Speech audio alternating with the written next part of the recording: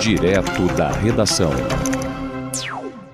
Fato que evidenciou ontem aqui os noticiários no Brasil, ou os fatos evidenciados pelo noticiário no Brasil, demonstrou-se o seguinte, que o ato de 8 de janeiro que ocorreu em Brasília, que provocou prisões e que ainda hoje gera assim, um amplo debate, o Congresso discute, vários deputados propõem uma anistia para as pessoas que foram presas em decorrência da depredação de prédios públicos naquele 8 de janeiro, no primeiro ano do governo, na posse praticamente, primeiro ano do governo Luiz Inácio Lula da Silva, logo após a posse, 8 dias depois da posse do Lula como presidente eleito.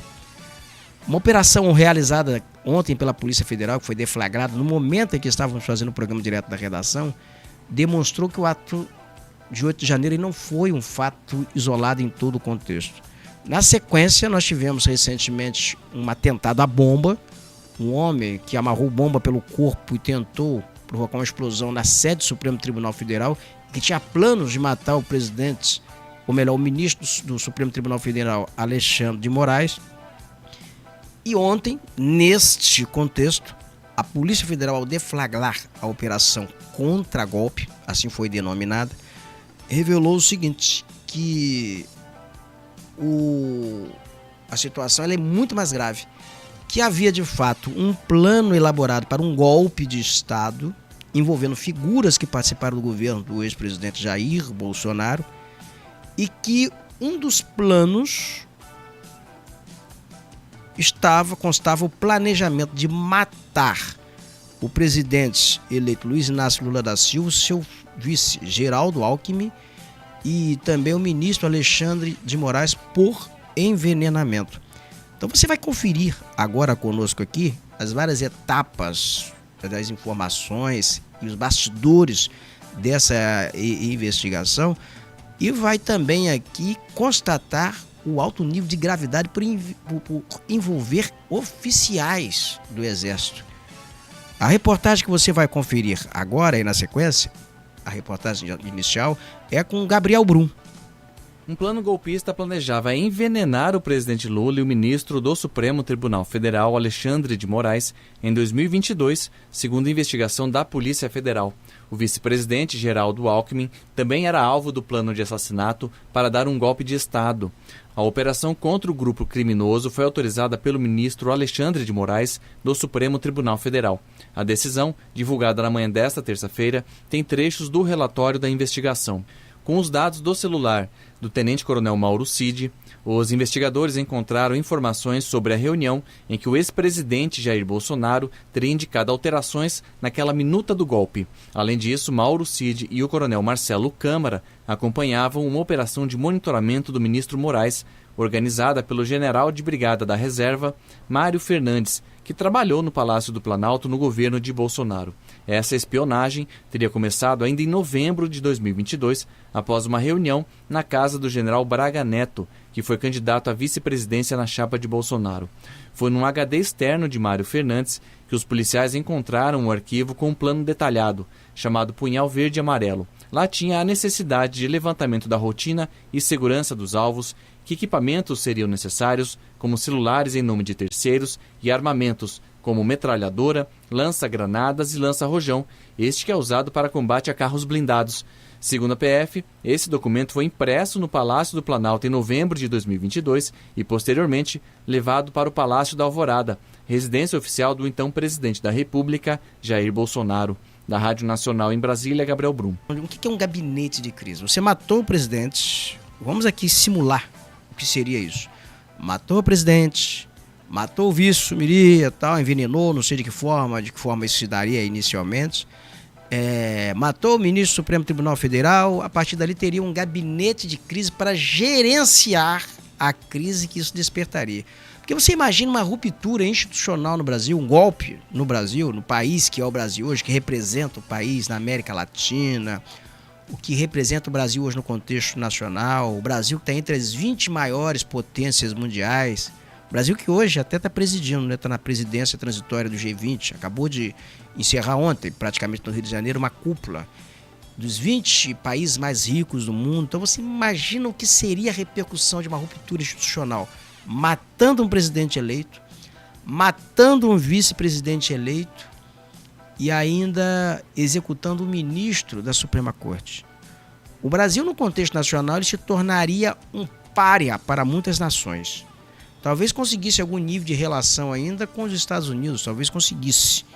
Porque os Estados Unidos mantêm relações com vários ditadores, mantêm relações com o príncipe da Arábia Saudita, que é um regime também sanguinário. Eu acho que os Estados Unidos não tem muito pudor com relação a isso, não.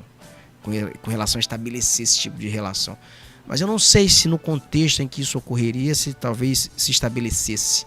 Se o Brasil seria bem aceito nesse clube de nações democráticas, talvez não fosse.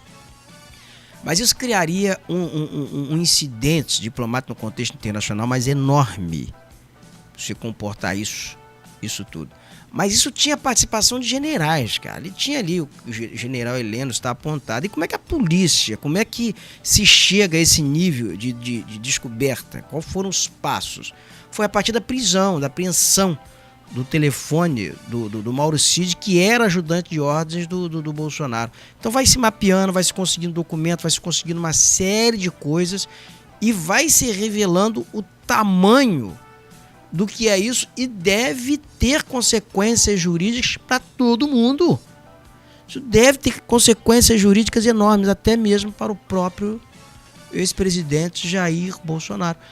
Vamos aqui, a reportagem está aí, a do Gabriel Brum, quando fala sobre a instalação do gabinete de crise. Está no ponto aí? Solta aí, por favor. O plano golpista que planejou a morte do presidente Lula e do vice-presidente Geraldo Alckmin também previa um gabinete de crise sob comando do general Braga Neto.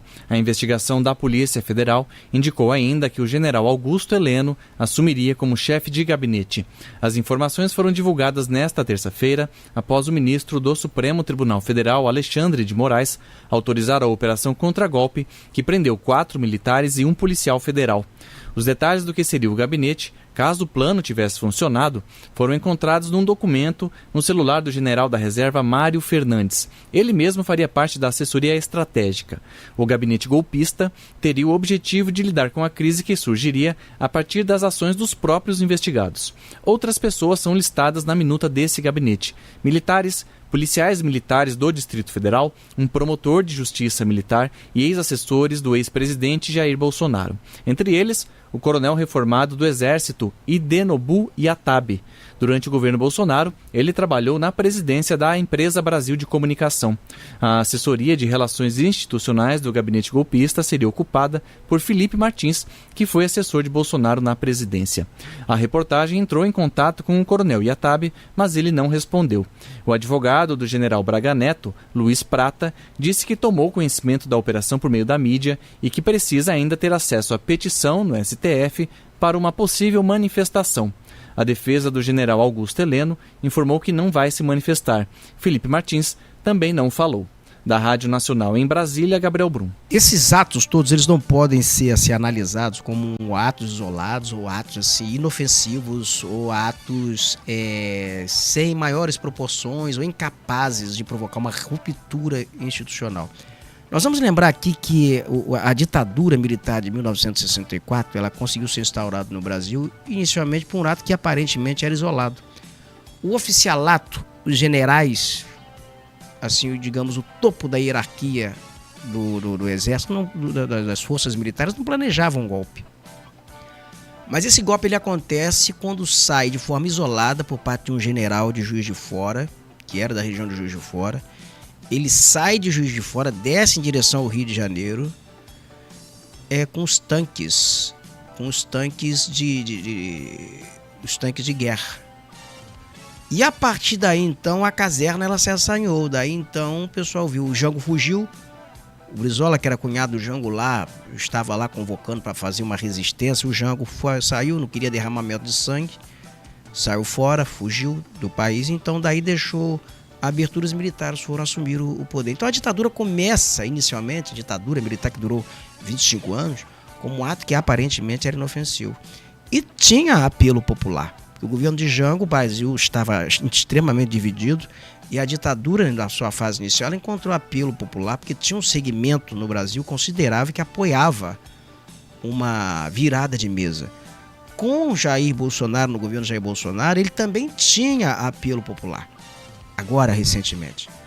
E fato é que a eleição entre Lula e Bolsonaro no segundo turno foi definida por uma pequena margem de voto. Então o Bolsonaro ele estava com apelo popular para dar um golpe. Ele tinha condições, ele tinha um apoio de uma parcela considerável da sociedade brasileira naquele período ali. E tudo isso vem em etapa. Inicialmente, o Bolsonaro com seu apelo popular, ele reunia, fazia aqueles discursos histriônicos, dizendo acabou, porra, para o delírio, né? Da sua plateia. Estou aqui reproduzindo o termo que ele falava, que ele utilizava naqueles discursos lá no Palácio da Alvorada, para plateias. E posteriormente, já no período consumada a eleição, a vitória de Lula por uma pequena margem de voto. Primeiro que Bolsonaro esperava vencer a eleição. Se ele vence a eleição, ele teria mais apelo popular e efetivamente ele provocaria uma ruptura institucional. Ele ia cercear o judiciário, seria isso. Mas perdendo a eleição, o plano mudou. Era estumar a plateia, levar o pessoal para a porta dos quartéis, promover acampamentos para mobilizar generais e enquanto já havia um plano traçado ainda no final do governo Bolsonaro para efetivamente promover uma ruptura institucional. Então tentou-se fazer isso. Houve uma tentativa. Agora eu só não sabia, aí eu me revelo aqui, eu me confesso surpreso, eu não sabia que chegava tanto, que havia planos para matar o presidente, o vice e o ministro da Suprema Corte. E, segundo, o plano também incluía a instauração de um gabinete de crise. É o que revela os detalhes da operação contra-golpe da Polícia Federal. Você confere aí mais um trecho da reportagem do Gabriel Brum.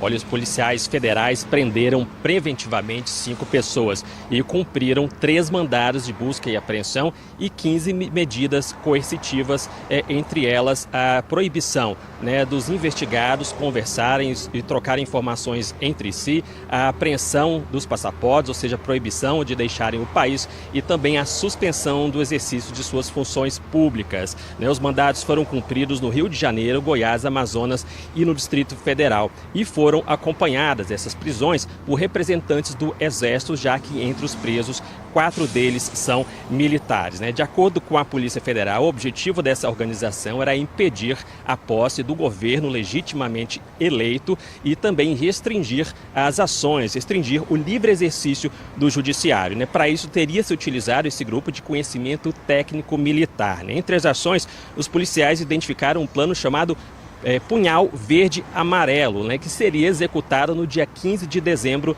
daquele ano de 2022. Esse plano previu o assassinato dos então candidatos Lula e Geraldo Alckmin, também a prisão e execução do ministro do STF, Alexandre de Moraes, que já estava sendo monitorado. Essa ação aconteceria caso o golpe fosse consumado. Os alvos da operação são investigados pelos crimes de abolição violenta do Estado Democrático de Direito, golpe de Estado, organização criminosa, entre outras. A gente confere agora na reportagem mais detalhes sobre os alvos dessa operação. De acordo com as informações presentes na decisão judicial expedida pelo ministro Alexandre de Moraes, do Supremo Tribunal Federal, a organização criminosa teria planejado e coordenado as ações no fim de 2022. Eles queriam executar um golpe de Estado em dezembro daquele ano, em uma operação que os próprios investigados denominaram Copa 2022. O grupo planejava matar o então candidato eleito à presidência, Luiz Inácio Lula da Silva, por meio de envenenamento ou uso de substâncias químicas, e visava assassinar o vice, Geraldo Alckmin, para extinguir a chapa vencedora das eleições presidenciais. Para isso, o agente da Polícia Federal, Vladimir Soares, teria repassado informações relacionadas à estrutura de segurança do presidente Lula para pessoas próximas ao então presidente Jair Bolsonaro. O monitoramento das autoridades teria começado depois de uma reunião na casa de Walter Braga Neto, candidato a vice de Bolsonaro nas eleições de 2022. Com o sucesso do golpe de Estado, a expectativa dos militares seria prender e possivelmente executar o ministro do STF, Alexandre de Moraes, no dia 15 de dezembro daquele ano. O planejamento operacional da ação, denominado Punhal Verde Amarelo, teria sido feito pelo general Mário Fernandes, que chegou inclusive a participar dos acampamentos golpistas em Brasília. Se a operação do golpe de Estado fosse bem sucedida, os militares instalariam um gabinete de crise, que seria comandado pelos generais Augusto Heleno e Braga Neto. E o tenente-coronel Hélio Ferreira Lima mantinha em seus arquivos uma planilha detalhada com as informações do plano de golpe. Ele fazia parte de 2 núcleos específicos da organização criminosa: o núcleo de desinformação e ataques ao sistema eleitoral e o núcleo operacional de apoio às ações golpistas. Já os majores Rafael Martins de Oliveira e Rodrigo Bezerra Azevedo participariam tanto do planejamento quanto da tentativa de execução do golpe de Estado. O general Braga Neto, ele foi nada mais, nada menos do que o candidato a vice na chapa do Jair Bolsonaro. Ele era ministro de Bolsonaro e depois ele foi candidato a vice-presidência na chapa do Bolsonaro na eleição. Olha o tamanho dessa ligação. O Braga Neto depois ele vem para o Rio de Janeiro, ele chega a ter um nome cogitado para ser candidato à prefeitura do Rio, apoiado pelo núcleo bolsonarista. Isso não evolui, isso não aconteceu porque logo no percurso ele foi atropelado por operações da Polícia Federal envolvendo outras questões também, além desse envolvimento nessa trama golpista, que foi também compra de equipamentos militares, aí uma série de outras questões. Mas o fato é que diante de tudo isso, o Braga Neto ele tem um recuo. Ele não é candidato, ele não foi candidato à Prefeitura do Rio de Janeiro. Agora, o outro fato que nos chama a atenção aí, que é o envolvimento, não vamos aqui, por favor, é preciso fazer essa separação entre esses 3 locados de exército e a cúpula, o comando do exército, porque o exército não embarcou nisso.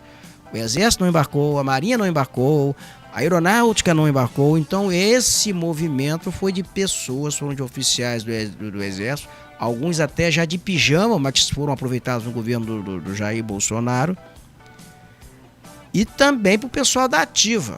Por quê?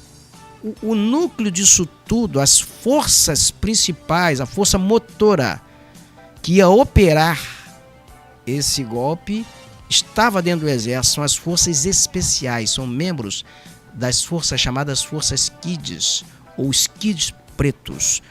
O Gabriel Brum, a reportagem, também tem essa informação. A Polícia Federal prendeu 4 militares e um policial federal que teriam planejado um golpe de Estado em 2022. O plano era matar os já eleitos presidente Lula e vice-presidente Geraldo Alckmin em 15 de dezembro daquele ano para impedir a posse do novo governo. O terceiro alvo dos criminosos era o ministro do Supremo Tribunal Federal, Alexandre de Moraes. Segundo a PF, os militares têm formação em forças especiais, os chamados Kids Preto. Um deles é o general de brigada da reserva Mário Fernandes, que foi secretário executivo da Secretaria-Geral da Presidência no governo Jair Bolsonaro. Fernandes depois se tornou assessor no gabinete do deputado federal Eduardo Pazuello. Nós tentamos contato com a defesa do general, mas não conseguimos resposta. O Exército Brasileiro acompanhou o cumprimento dos mandados no Rio de Janeiro, Goiás, Amazonas e Distrito Federal. O planejamento, chamado de Punhal Verde e Amarelo, tinha características de plano terrorista, afirmou a PF. Ele detalhava os recursos humanos e armamentos com o uso de técnicas operacionais militares avançadas. Também estava previsto um gabinete institucional de gestão de crise integrado pelos próprios investigados para gerenciar os conflitos institucionais que surgiriam após a execução do plano. Parte dos investigados participava da segurança no G20, mas o ministro da Secretaria de Comunicação da Presidência da República, Paulo Pimenta, afirmou que não há risco. Não tem nenhum risco. Na realidade, a Polícia Federal, o Exército, os órgãos do Estado têm os seus procedimentos, os seus protocolos internos. E é desta maneira que eles se integram e participam das ações de governo, inclusive nessa ação que diz respeito ao G20. O ministro afirmou ainda que essa investigação mostra que crimes contra a democracia não podem ser menosprezados. E essa investigação precisa levar às últimas consequências para que realmente todos aqueles que atentam contra a democracia sejam identificados e paguem por esse crime, porque a sociedade precisa definitivamente compreender que crime contra a democracia é algo que não pode ser tolerado. E por isso que a gente não pode falar em anistia e não pode falar em impunidade. Em nota, o presidente do Senado, Rodrigo Pacheco, afirmou que não há espaço no Brasil para ações que atentam contra o regime democrático e menos ainda para quem planeja tirar a vida de quem quer que seja e deseja que a investigação alcance todos os envolvidos para que sejam julgados sob o rigor da lei. Da Rádio Nacional em Brasília, Gabriel Brum.